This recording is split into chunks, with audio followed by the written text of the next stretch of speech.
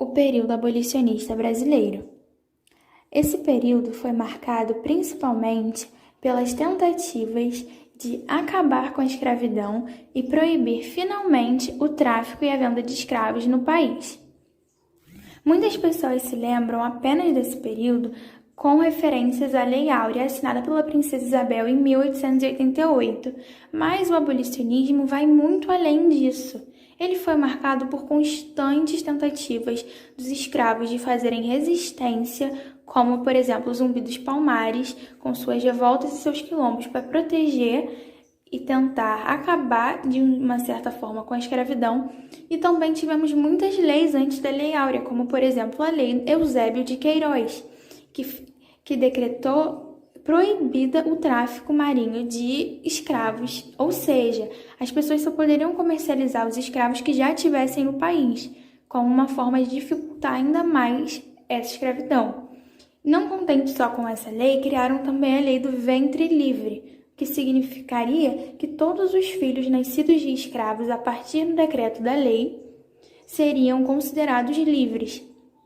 Mas é importante lembrar também que esse período ele não foi apenas uma questão social da nobreza e dos benfeitores brancos libertarem sua mão de obra. Não era bem assim. A princesa Isabel sofreu muita pressão de países estrangeiros, como a Inglaterra, por exemplo, e é válido destacar também que essas medidas abolicionistas, depois de 300 anos de escravidão, não têm o mesmo efeito. Mas também não podemos tirar o mérito delas, porque elas foram de grande importância para facilitar a finalização da escravidão. O pós-abolicionismo é um período histórico que tem início com a promulgação da Lei Áurea, que marcou o fim legal da escravidão no Brasil. Mas a gente sabe que não foi bem assim, porque a história foi outra na prática. A população negra escravizada foi jogada à própria sorte. Com o fim da escravidão, eles não eram mais necessários para os seus senhores. Então, quando houve a libertação, eles não tinham comida, dinheiro, não tinham sequer para onde ir. Para piorar a situação, nenhuma lei de proteção ou de suporte financeiro foi criada para ajudar essa população negra, que foi largada a Deus dará. Por conta dessa ausência de atitude e amparo do governo, eles tiveram que aceitar condições de vida e trabalho análogas à escravidão. Então, em outras palavras, não mudou nada. A escravidão só acabou no papel. Quando falamos de pós-abolicionismo, falamos de um período de liberdade para a população negra escravizada. Mas a gente também fala de um período em que o governo não impediu a marginalização dos negros escravizados.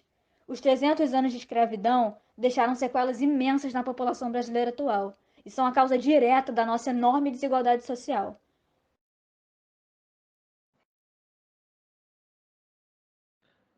O racismo estrutural é a formalização de um conjunto de práticas institucionais, históricas, culturais e interpessoais dentro de uma sociedade que frequentemente coloca um grupo social ou étnico em uma posição melhor para ter sucesso e, ao mesmo tempo, de prejudicar outros grupos de modo consistente e constante, causando, assim, disparidades que se desenvolvem entre os grupos ao longo de um período de tempo.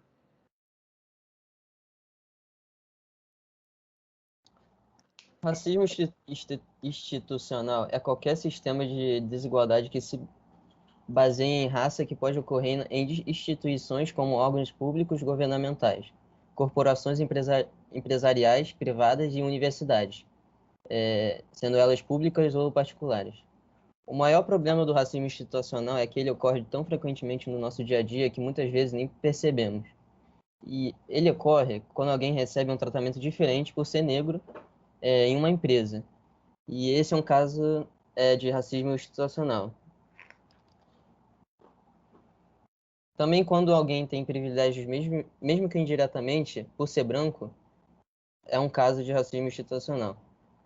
Os principais impactos do racismo no mercado de trabalho são a desigualdade salarial entre brancos e negros, a maior taxa de desocupação entre negros e a falta de representatividade dos negros em cargos de gestões em empresas de todos os segmentos.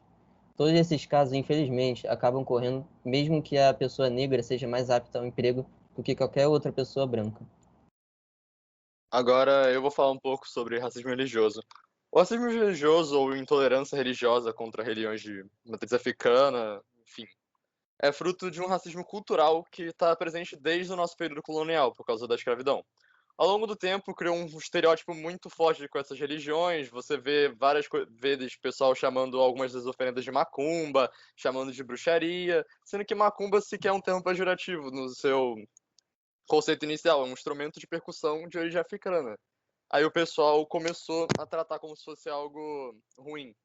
O sistema colonialista escravocrata abriu portas para o desenvolvimento e criação das religiões afro-ameríndias, frutos das religiões africanas, que foi por causa da colonização.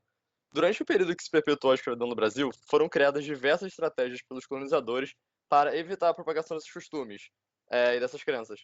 Eles separavam as famílias, mudavam os nomes, criminalizavam a prática dessas religiões, teve marginalização social e repressão até pelo Estado.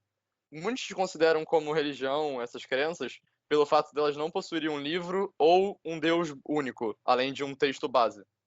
Ainda hoje, temos casos de destruição de artefatos religiosos, vandalismo, discriminação verbal, preconceito e, em vários casos, ações violentas, como apedrejamento e ataque aos seguidores dessas religiões.